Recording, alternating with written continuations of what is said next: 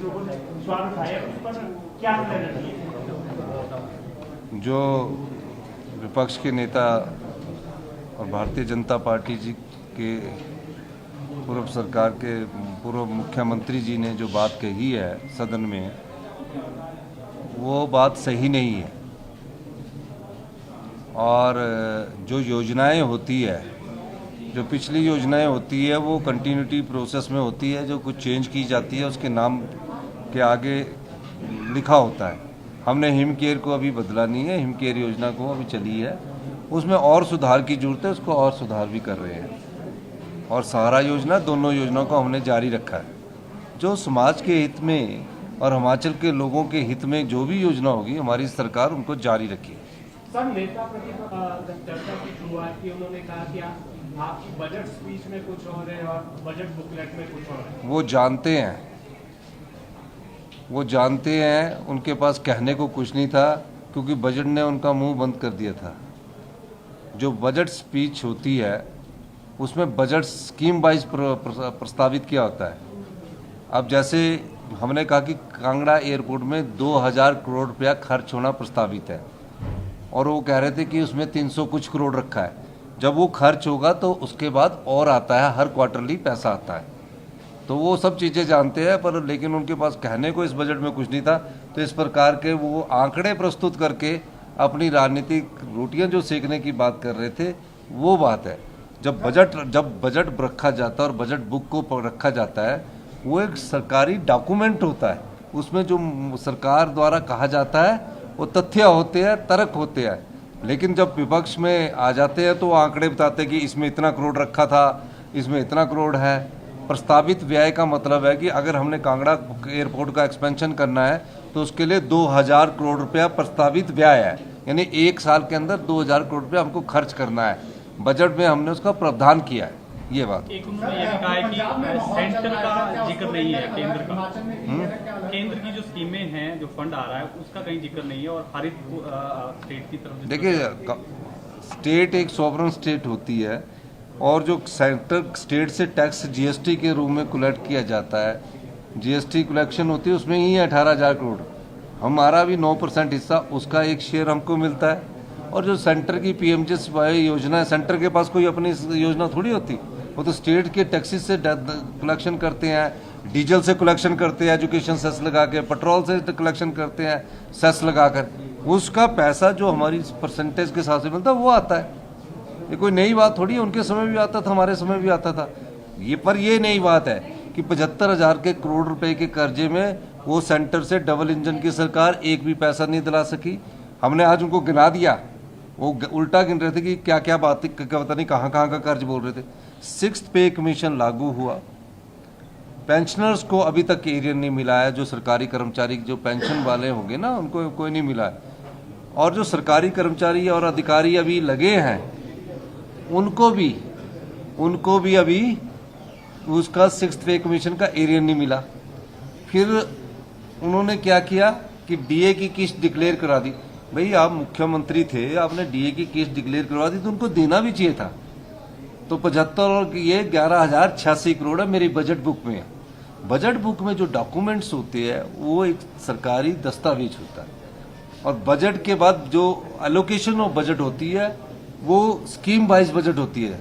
जैसे जैसे पैसा स्कीम से खर्च होता जाता है उसमें और पैसा आ जाता है। ये योजनागत तरीके से पैसा उसमें आता है। जब बजट प्रस्तुत किया जाता है तो इतना पैसा हमने खर्च करना है। ये तो पैसा भी खर्च नहीं कर सके, कई जगह कैपिटल एक्सपेंडिचर इन्होंने 1,500 करोड़ कम खर्च किया। तो उन्हें थोड़ा सा कहने को कुछ नहीं था। अब उन्होंने विरोध तो कर दिया, तो इधर उधर की बात करके उन्होंने अपना 1 घंटे का भाषण कर दिया कि ये खर्चा किया, ये खर्चा किया, ये नहीं है। वो भी जानते हो, मुख्यमंत्री रहे हैं, कि इस बार बजट बहुत अच्छा है और बजट में सभी वर्गों का ख्याल रखा गया है, युवाओं का खासकर ख्याल रखा गया है। युवाओं को स्वरोजगार की तरफ ले जाने की तरफ ख्याल रखा गया है। जो हमने 40% सोलर प्रोजेक्ट लगाने की योजना लाई है, वो गांव के युवाओं के लिए लाई है। उसका असली मकसद है कि गांव के हमारे युवा जो है वो घर बैठकर पैसा कमाएं। तो ये योजना भी थोड़ा सा विस्तृत और आएगी, तो आप लोग भी पाएंगे कि हम सब लोग भी इस योजना के अंतर्गत लाभ उठाए। इस साल हमने 1000 मेगावाट की योजना, इस साल 1000 मेगावाट की योजना हम हिमाचल प्रदेश के युवाओं को देना चाहते हैं। 100 किलोवाट से लेकर 1 मेगावाट तक हम 40% सब्सिडी देंगे। सर, जिस पड़ोसी राज्य में खालिस्तान एक्टिविस्ट एक्टिव हुए हैं, हिमाचल प्रदेश में बहुत अधिक संख्या में टूरिस्ट आते हैं, किस तरह से प्रदेश सरकार नजर रख रही है? आज यूके में भी लंदन में जो हाई कमीशन है वहाँ भारतीय झंडे को उतारने का प्रयास किया गया, हालांकि उसको सिक्योरिटी ने बाद में। How do you see this entire और हिमाचल? देखिए, हिमाचल शांति प्रिय प्रदेश है। हिमाचल में कानून व्यवस्था अच्छी है, लेकिन इसका ये मतलब नहीं कि हिमाचल में ऐसी घटनाएं नहीं हो सकती है। हमने सख्ती करने का निर्देश दिया है, हाई अलर्ट पर हमने हिमाचल को रखा है। और दूसरी बात जो आप कह रहे हैं कि हिंदुस्तान में के नागरिक जहाँ भी रहते, जिनके दिलों में झंडा रहता हो, वो कोई ऐसी बड़ी बात नहीं है कि उसको निकाल कर हमारे दिल और दिमाग से भारतीय झंडा, जिसका हम सब लोग सम्मान करते हैं, वो हमेशा हमारे दिल में है, हमारे दिमाग में भी है। हम सब उसकी इज्जत कर सकते हैं। ठीक है, राजनीतिक रोटियां सेकने के लिए कई बार ऐसा कुछ संगठन करते हैं, हम उसका विरोध करते हैं। नहीं, अभी तक कोई ऐसी बसेस का मेरे पास अभी सूचना नहीं कि हमने कोई बंद किया। देखो, मुझे तो इस बात की खुशी है कि जो हमने व्यवस्था परिवर्तन का दौर लगाया, उसके तहत शराब के जो ठेके थे उसमें 40% की जो मैंने स्टेटमेंट दी है हाउस में वृद्धि हुई है। 520 करोड़ रुपया हमारे एक साल में एक्स्ट्रा आया है।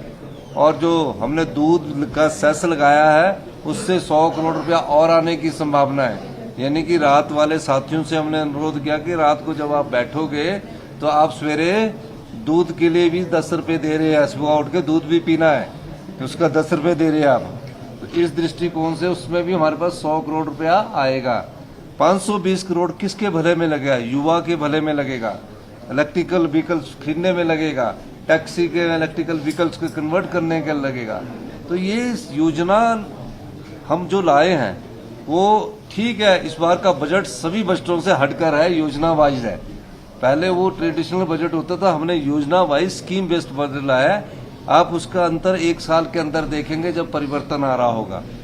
परिवर्तन आ चुका है, व्यवस्था बदल रही है। बहुत बहुत धन्यवाद। सर, डलहौजी विधायक द्वारा प्रश्न लगाया गया है कि नमस्कार, मैं हूं मानक गुप्ता। अगर आपको हमारा ये वीडियो पसंद आया हो तो इसे लाइक और शेयर जरूर करें। और हाँ, हमें सब्सक्राइब और फॉलो करना ना भूलें ताकि आप देश और दुनिया की कोई खबर मिस ना करें। तो जुड़े रहिए हमारे साथ और देखते रहिए न्यूज़ 24।